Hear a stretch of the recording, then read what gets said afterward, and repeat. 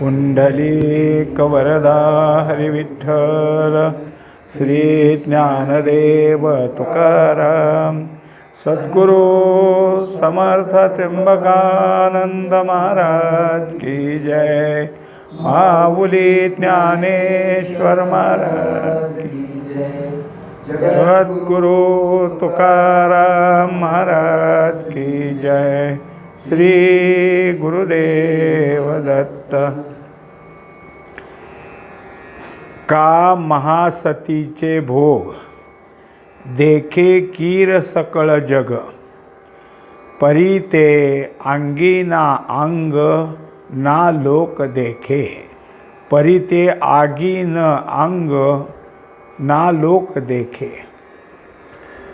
440वी ओवी ही 17व्या श्लोकातली।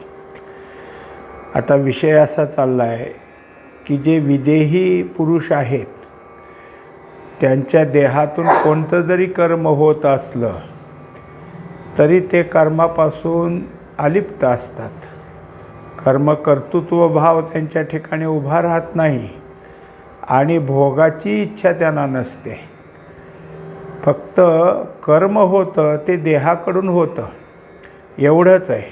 अशी सगळी जी काही विदेहाची कर्म कशी होतात ते सांगण्याकरता जेवढे काही दृष्टांताच्या ओव्या आलेल्या आहेत त्यातली ही ओवी की जी महासती आहे।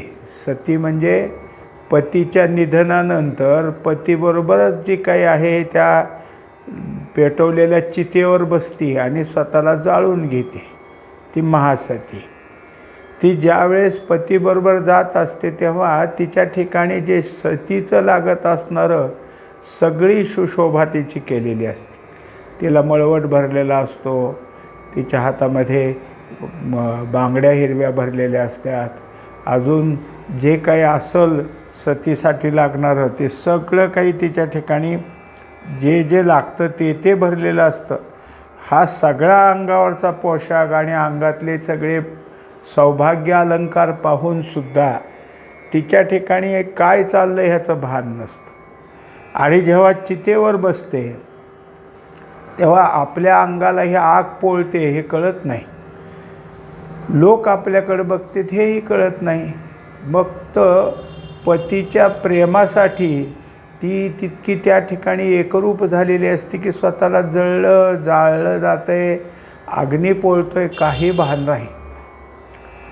तैसा स्वस्वरूपे उठिला, जो दृश्येशी द्रष्टा आटला, तो नेणे काय रहाटला इंद्रिय ग्रामो।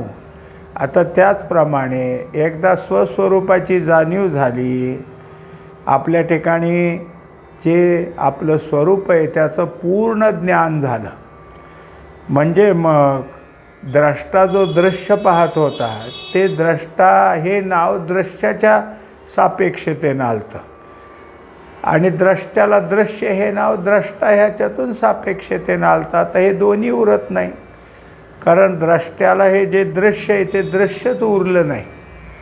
तो जो असतो तो स्वरूपाकार झालेला आहे आणि काही जरी झालं तरी दृष्टी बाहेर पडली तरी त्याच्या दृष्टीनं सगळं स्वरूपाकारच दिसतं। वरून काही जरी असलं, त्याचे वेगवेगळे काही आकार असले तरी त्याच्यामध्ये जे काही आहे स्वरूप, ह्या स्वरूपाकडेच त्याचं लक्ष जातं। तो नेणे काय रहाटला इंद्रिय ग्रामो। आता जर दृश्य द्रष्टा असं त्याच्या ठिकाणी नाही, कारण द्रष्टा जर होत असेल तर ते स्वरूपच आहे आणि हा कोण आहे द्रष्टा, स्वरूपाकार आहे। दृश्य कोण आहे तर स्वरूपच आहे, मग कुठं राहिलं वेगळं। पण शरीर तर हालचाल करत आहे, अशा वेळेस त्या शरीराकडून त्या इंद्रियाकडून कोणती कर्म केली जात आहेत याचं त्याच्या ठिकाणी जाणीव नाही। आगा थोरी कल्होळी कल्होळे साने, लोपता तिरीचे निजने, एकी एक गिळिले हे मने मानिजे जरी। आता कसं आहे, उदाहरण एक दिलं की समुद्र आहे, अगर फार मोठा पाण्याचा कोणता तरी साठा आहे आणि लोक तीराला उभा आहेत पाहतेत. तेव्हा त्यांना असं दिसून आलं की एक मोठी लाट तिकडून आली, पण तिच्या पुढे एक थोडीशी लहान असणारी बारीकशी लाट चालत होती. पण त्या मोठ्या लाटेने एवढा वेग आणला की या बारक्या लाटेला गिळून टाकलं आणि ती मोठीच कडेला आली. मग मोठ्या लाटेनं बारक्या लाटेला गिळलं हे कोण म्हणतं? तिरीचे जन. तेव्हा लोपता तिरीचे निजने एकी एक गिळले. बाजूला तीरावर उभा राहिलेले लोक काय म्हणतात? ह्या लाटेने ह्या लाटेला गिळून टाकलं. तरी पाणियाकडे पाही कोणे गिळीजत आहे काही, तैसे पूर्णा दुजे नाही जे तो मारी. तेव्हा आता या लाटेनं त्या लाटेला गिळलं असं जरी वाक्यप्रयोग होत असलं तर पाण्याशिवाय दुसरं काय? मोठ्या लाटेत आहे पाणी, लहान लाटेत आहे पाणी, पाणीच पाण्याची एक रूप आहे. त्याच्यामध्ये दुसरं काहीच नाही. कोण कोणाला गिळतं हेच तिथं नाही. तसं ज्याच्या ठिकाणी पूर्णत्व निर्माण झाले त्याला दुजंच काही उरलं नाही ना.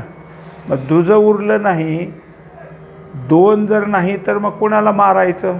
जसं आपलं शरीर आहे आणि म्हणायला पण म्हणतो हा उजवा हात डावा हात, पण उजव्या हाताचं आणि डाव्या हाताचं काय कधीतरी वैरत्व आहे का? कधीतरी त्यांचे एकमेकाची काही वैरभाव निर्माण होतो का? काहीच नाही. कारण डावं उजवं हे व्यवहारासाठी म्हणायचं आहे. एरवी आमचंच दोन्ही अंग आहे. हे जसं आहे तसं कोणाबद्दल रोष, कोणाबद्दल क्रोध, कोणाला मारायचं असं त्याच्या ठिकाणी राहत नाही.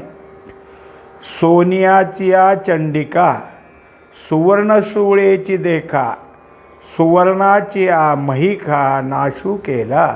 एक उदाहरण मांडले की देवघरात किंवा कुठल्या तरी देवमंदिरात अशा तऱ्हेची मूर्ती आहे की देवीची मूर्ती ती, आणि ती देवी सोन्याची बनवली. त्या देवीचं नाव आहे चंडिका. ही पूर्ण सोन्याची, पण तिच्या हातात जे काही शूळ आहे तो सुद्धा सोन्याचा आहे. आणि तिने पायाखाली जो राक्षस घेतलेला आहे त्या पाय दिला आहे त्याच्या अंगावर, आणि त्याच्या अंगात तो शूळ खुपसला आहे. तो राक्षसही सोन्याचाच आहे. आता तिथं चंडिका कशाची? सोन्याची. तिच्या हातातला त्रिशूळ कशाचा? तोही सोन्याचाच. आणि तो जो महिषासूर खाली आहे त्याचा नाश केला ते दाखवण्याकरता तो जो काही त्रिशूळ आहे त्याच्या अंगात खुपसला आहे, पण तोही सोन्याचाच आहे. तो खाली पायाखाली तोही सोन्याचा आहे. तो देवल वसिया कडा व्यवहारू गमला पुढा, वाचोनी मूळ महिषा चामुंडा सोन्याचे आहे. आता तो देवल वसिया म्हणजे पुजारी, देवाची पूजा करणाराचं हे नाव आहे, त्याला अशा तऱ्हेने संबोधतात. तर तो जो पूजा करतो तो पूजा करत असताना ही देवी ह्या भावनेने पूजा करतो. हे देवीचा हातातला त्रिशूळ आहे ह्या भावनेने पूजा करतो, आणि हा महिषासूर आहे या भावनेने पूजा करतो. मग देवीला कसं गंध लावायचं तसं गंध लावतो. त्या महिषासुराला लावायचं का न लावायचं तो ठरवतो. कोणी फुलाच्या माळा आणल्या तर कोणाच्या गळ्यात घालणार? देवीच्या गळ्यात घालणार. ह्या महिषासुराच्या काही नाही घालणार. हे सगळं तो कोण करतो? तो पुजारी. कारण तो देवाच्या तिथं त्याचा काय व्यवहारू गमला पुढा, तो जो काही पूजा करण्याचा व्यवहार आहे तो व्यवहार करत असतो. पण मुख्यत्वाने सांगितलं तर ती देवी किंवा तो शूळ, महिषासूर, चामुंडा सगळं सोनंच आहे की. एका धातूशिवाय दुसरे वेगळे पण तिथं काही नाही. देवीच्या हातातला शूळ, देवी आणि महिषासूर सगळे सोनंच आहे. हे पाहणाराला सोनंच, कोण लक्षपूर्वक पाहिल त्याला, आणि जे भक्त म्हणून पाहते त्यांना देवी हे सगळं दिसणारच आहे. पै चित्रीचे पाणी हुताशू, तो दिठीची भागू आभासू, पटी आगी ओलांशू दोन्ही नाही. एक कापड आहे त्याच्यावर चित्र काढले आणि ते कापड असं अडकवलेलं आहे. त्यात काय केलेलं आहे? आग लागलेली आणि ते आग विझवण्याकरता पाणी आणलंय बादली भरून आणि त्या चित्रातला जो माणूस आहे तो आगीवर पाणी मारतोय. आता त्याचं चाललंय ते पाण्याचा असा झोत दाखवला चित्रात, त्या अग्नीपर्यंत जायला लागलेलं आहे पाणी, त्याच्या हातात बादली, त्याने ते पाणी टाकायचं काय केलेलं आहे, तसा आवेश घेतलेला आहे.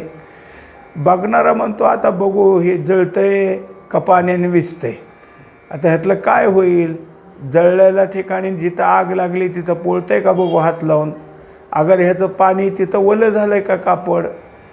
वास्तविक पाहता हे काय आहे, हे चित्र आहे. ना अग्नीने पेटणार नाही आणि पाण्याने त्या ठिकाणी ओलं होणार नाही. मुक्ताचे देह तैसे हालत संस्कार वशे देखोनी लोक पिसे करता म्हणती. तेव्हा आता मुख्य सिद्धांत असा सांगितला की जे मुक्त पुरुष आहेत त्या मुक्त पुरुषाच्या ठिकाणी कोणत्याही प्रकारे कर्म करण्याचा ते प्रवृत्ती निर्माण होत नाही, पण कर्म मात्र होतात. हे कर्म कसे होतात तर प्राचीन वसे जे काही पूर्वसंकल्प आहेत त्या पूर्वसंकल्पाप्रमाणे तसा संस्कार उभा राहतो आणि त्यांचं शरीर ते काम करू लागतं. हे सगळं खरं आहे, पण लोकांनी त्यांच्याकडं पाहायचं कशाचं आलं आहे, हे कर्म करण्यात इतकं कर्तृत्व ह्यांच्याजवळ वेडे झालेत, हे करतेपणानं वेडे झालेत, हे करतेत की ते करतेत, ते करतेत की ते करतेत. आता हे मुक्त आहेत, ह्यांना कशाला काम करावं लागतं, ह्यांना कशाला कामात गुंतवून घ्यायचं आहे. म्हणजे लोकांच्या दृष्टीने काम करणारे, कामाचा कर्तव्यभाव घेणारे हे कोण आहेत, वेडेत, हे मुक्त नाहीत. मुक्त म्हणायला ह्यांना काय, ह्यांच्याजवळ मुक्ताची लक्षणच काही दिसत नाहीत. आणि तया करणे या आतू घडो तिही लोका घातू परी तेणे केला हे मातू बोलोची नये.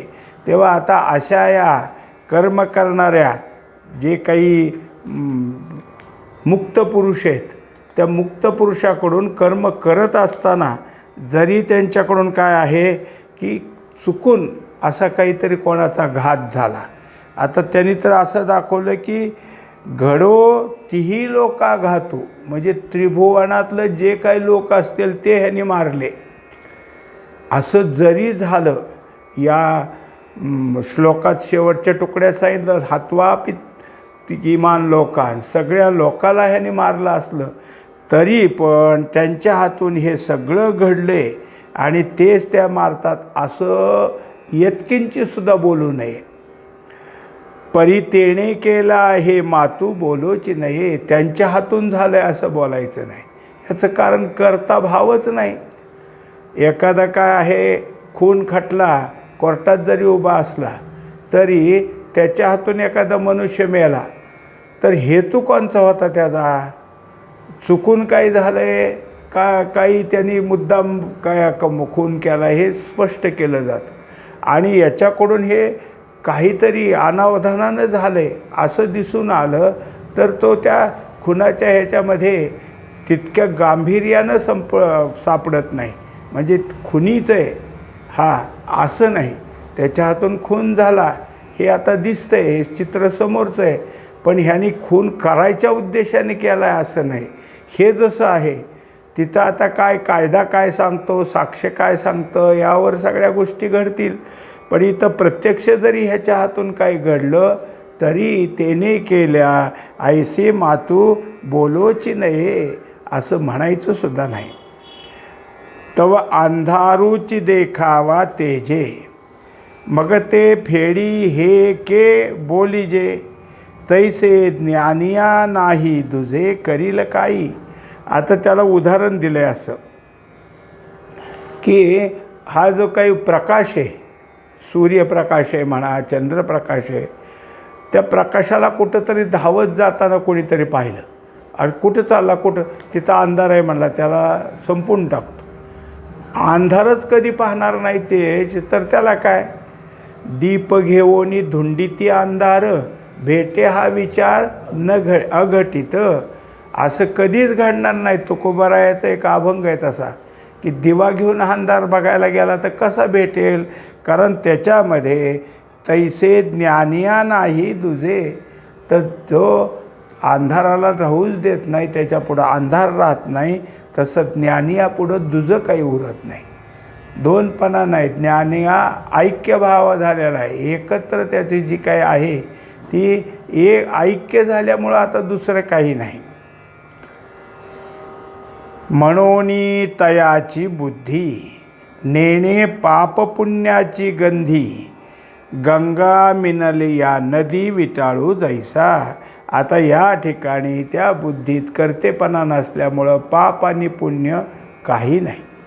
तुका म्हणे आम्ही झालो अग्निरूप, लागो नेदी पाप पुण्य अंगा.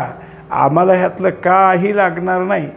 आता जसं दुसरं सांगितलं की गंगा नदी म्हणजे पवित्र नदी, पण दुसरी एखादी नदी त्यात येऊन मिसळली तर मिसळल्यानंतर ते पाणीसुद्धा पवित्रच ठरवायचं. ते दुसऱ्या नदीचं पाणी ह्या गंगेत आलं म्हणजे तिथून गंगेच्या पवित्रपणाला काही थोडीशी बाधा आली असं सुद्धा होत नाही. आगीसी आगी झगटलिया, काय पोळे धनंजया, की शस्त्ररूपे आपण या आपणची. आता एक कल्पना मांडली की समजा काहीतरी एक ठिकाणी असा विस्तो पेटलेला आहे, ढणढण ढणढण लाकडं पेटलीत, आणि दुसऱ्या बाजूला तेच आहे, तिकडे मोठे काही आहे, तिकडे लाकडं पेटवलेलीत. पण तिकडचं जळतं लाकूड एखादं उचललं आणि इकडच्या जळत असलेल्या त्या ढिगावर सोडलं आणि त्याला विचारलं पोळतंय का? आता ते आणि हे अग्नीच आहे. अग्नीला कसा पोळल, किंवा शस्त्राला कसं लागल, एक शस्त्र दुसऱ्या शस्त्राला कसं लागल, तसं हे काही होत नाही. तैसे आपण पया परते, जो नेणे क्रिया जाता तेथ काय लिंपवी बुद्धी ते तयाचे. एकंदरीत ज्यांच्या ठिकाणी आत्मबोध झाला आहे ते अंतर्मुखच असतात. शरीर हालचाल करल, शरीरातली जे काय इंद्रिय जे असतील, पुन्हा अवयव म्हणजे कर्मेंद्रिय, ह्यांची सगळ्याची हालचाल जिकडं तिकडं दिसल. आणि विशेषतः ज्ञानिया तो तर लक्ष देत नाही, पण त्याच्या हातून कर्म झालं तर चुकत नाही, त्यांचं लक्ष नाही तिकडं. आपण म्हणतो ना की आपलं कामात मन नसलं की काम नीट होत नाही, पण ह्यांचं मन तर इकडं गुंतलं आहे की पण काम कधीही त्यांचं चुकायचं नाही. त्यांच्या कामामध्ये थोडंसुद्धा काय आहे विसंगती झाली असं सुद्धा होणार नाही. म्हणून कार्य करता क्रिया हे स्वरूपची जाहले जया, नाही शरीरादिकी तया कर्मबंधू. अशा तऱ्हेनं एरवी काय आहे की जेव्हा कर्ता निर्माण होतो तेव्हा तो कर्ता कोणतं काम करायचं आहे त्याला कार्य म्हणायचं, आणि तो कर्ता त्या कार्यासाठी जे करतो ती क्रिया. ही जी त्रिपुटी का उरत नाही तर सगळं स्वरूपाकार झालं. अगोदर जसं आपण एक पाहिला दृष्टांत की एक लाट दुसऱ्या लाटेला गिळते, लाट आणि लाट पाणीच आहे ना, एक काय दोन काय चार मोजल्या काय पाणीच. तसं ह्याच्या हातून हे झालं ते झालं, ते तर स्वतःला सगळं स्वरूपच समजतं. त्यामुळं त्याच्या ठिकाणी दुसरी काही क्रिया घडली अशी नाही. आणि जर कर्माचं कर्तृत्वच नसेल तर कर्मबंध कसा लागल? कर्मबंध लागत नाही. ज्या ठिकाणी कर्मबंध लागतो त्या ठिकाणी त्या कर्म केल्याची जाणीव उभारावं लागते, म्हणजे कर्ता उभा राहावा लागतो. आता कर्ताही नाही आणि कर्मबंधही नाही. जो कर्ता जीव विंधाणी, काढोनी पाचाही खाणी, घडीत आहे करणी अवताद आहे. आता काय केलं की थोडंसं उदाहरण दिलं आहे. माऊलीने असं उदाहरण दिलं की जीव नावाचा कर्ता म्हणजे कारागीर आहे, आणि त्या कारागिराने काय केलं, हे जे काही 5 हेतू सांगितलेत, शरीर वाचा आणि मन, न्याय आणि अन्याय, ह्या 5 हेतूच्या खाणीतून दगड काढून त्याची मूर्ती घडायला घेतली आणि ती घडीत आहे करणी. तो घडतोय कशाने? इंद्रिय रूपी. करणी म्हणजे इंद्रिय. आहुतीत आहे म्हणजे हे एक काय आहे की जसं मूर्ती घडायला छन्नी हातोडा लागतो तसं हे काय आहे? हत्यारच आहेत त्याची. आहुती म्हणजे हत्यारच आहेत. आणि त्या हाताऱ्यानं हा काय आहे? जीव नावाचा करता मूर्ती घडतोय. कशाची मूर्ती? तर कर्माची मूर्ती. कर्मरूपी मूर्ती घडण्याकरता जीवानं कर्तृत्व भाव घेतला. इंद्रियाच्या ठिकाणी करणीयत्व म्हणजे इंद्रिय करण्याची साधनं झाली आणि कर्म जसं होऊ लागलं मग त्याच्यातून काय होऊ लागलं की ते तर न्यायो आणि अन्यायो हा द्विविध साधोनी आवो उभविता न लवी खेवो कर्मभुवनी. आता तो हे जे काही जीव नावाचा करता कर्मरूपी मंदिर उभा करतोय त्यात न्याय किंवा अन्याय की ह्या मंदिरातलं इथं असं चुकलं मग अन्याय, आणि हे योग्य मंदिर रेखीव मंदिर जिथं पाहिजे तसं जिथल्या तिथं झाले असं जर घडत असलं तर न्याय. मग हे दोन्ही तो काय आहे त्याच्या कर्मामध्ये पाहत असतो. न्यायरूपी कर्म होत जातात, अन्यायरूपी कर्म होत जातात आणि मग ते सगळं करत करतच हे कर्मभुवन तयार होतं. कोणापासून झालं? जीवनरूपी कर्त्यापासून. आणि करायचं कुठलीही त्याचं उपादान म्हणजे खाण कोणची? हे पंचहेतू शरीर वाचा मन अन्याय आणि न्याय आणि अन्याय हे 5 हेतू त्याची मुख्य खाण आहे. तिथूनच हा सगळा काय म्हणजे एक उपादान दाखवलं आणि एक निमित्त कारण दाखवलं. हा सगळं हे कर्मभुवन करतो. या थोराडा कीर कामा विरजा नोहे आत्मा परी म्हणसी हन उपक्रमा हातू लावी. आता तसं पाहायला गेलं तरी हे केवढंही मोठं काम झालं असलं तरी आत्मा ह्यात कशातच नाही. आत्म्याच्या ठिकाणी या एवढ्या मोठ्या कर्माचा सुद्धा यत्किंचित सुद्धा काही संबंध नाही. असं कधी वाटेल की हे सगळं कर्म करण्याकरता आत्म्याचा काही ना काहीतरी उपक्रम असेल, काही स्पर्श होत असेल तर ते सांगतात त्याचं काही होत नाही. तो साक्षी चिद्रूपू कर्म प्रवृत्तीचा संकल्पो उठी तो का निरोपो आपणची दे.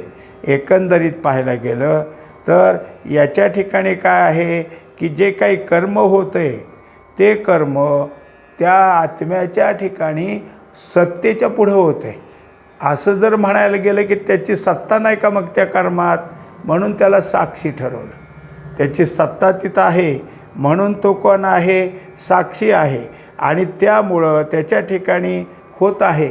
पण त्यांनी काय आहे कोणताही संकल्प केला नाही हे कर्म करायचं आहे. कर्मप्रवृत्ती मग कोणी केली?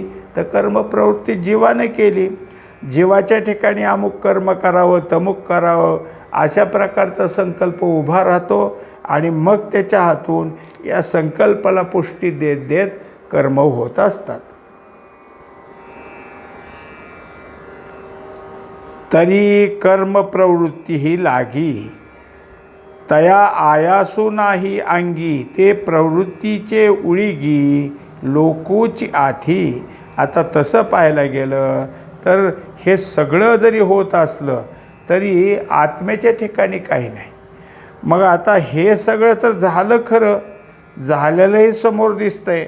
असं असूनसुद्धा मग कुणी सांगितलं हे कर्म झालं? पाहणाराने पाहिलं. पाहणाराने सांगितलं की हे याला कर्मप्रवृत्ती म्हणतात. ही प्रवृत्ती कशी त्रास देत म्हणजे कर्म करणाऱ्याला कसं तिथनं स्फुरण झालं, कसं कर्म केलं ते ह्या आत्म्याच्या ठिकाणी तर काहीच नाही. फक्त ते कर्म कोणी पाहिलं तर बाह्य असलेल्या कर्म लोकांनी इतर लोकांनी पाहून मग मात्र हे ठरवलं. उठी तो का निरूपो आपणची दे. आता त्याच्यापुढं त्याने दिलं तरी प्रवृत्तीही लागी तया आयासू नाही अंगी. ही प्रवृत्तीसुद्धा आत्म्याला स्पर्श करत नाही, ती जीवापासून पुढं होती. आणि प्रवृत्तीचे कारणसुद्धा कोण आहे? तर हे सगळं बाह्य लोकच आहेत. म्हणून आत्मयाचे केवळ जो रूपची जाहला निखळ तया नाही बंदिशाळ कर्माची हे. अशा तऱ्हेनं हा जो काही असलेला आत्मपुरुष आत्मज्ञानानं इतका परिपक्व झाला आहे की त्याला आता बाह्य आकाराने दिसत असलेले पदार्थाची होत असलेली क्रिया हे काही उरलं नाही. म्हणून कर्म त्याला कुठं बांधत नाही. परी अज्ञानाच्या पटी अन्यथा ज्ञानाचे चित्र उठी तेत चितारिणी हे त्रिपुटी प्रसिद्ध जे का. आता एक उदाहरण दिलं आहे की जसं अगोदर आत्ता एक उदाहरण झालं आहे की कापडावर काय केलं, चित्र काढलं. तसं उदाहरण हे आता देतात की अज्ञानरूपी कापड आहे आणि त्या अज्ञानरूपी कापडावर अज्ञानाच्या ज्ञानानं चित्र काढले. म्हणजे ते यथार्थ ज्ञानानं नाही, अन्यथा ज्ञानानं चित्र काढले. आणि ते जे चित्र आहे ते चित्र काढणारी जी त्रिपुटी ती कशी प्रसिद्ध आहे त्याचं उदाहरण तुम्हाला सांगतो. पुंडलिक वरदा विठ्ठल श्री ज्ञानदेव तुकाराम सद्गुरु समर्थ त्र्यंबकानंद महाराज की जय. माऊली ज्ञानेश्वर महाराज की जय. जगद्गुरु तुकाराम महाराज की जय. श्री गुरुदेव दत्त.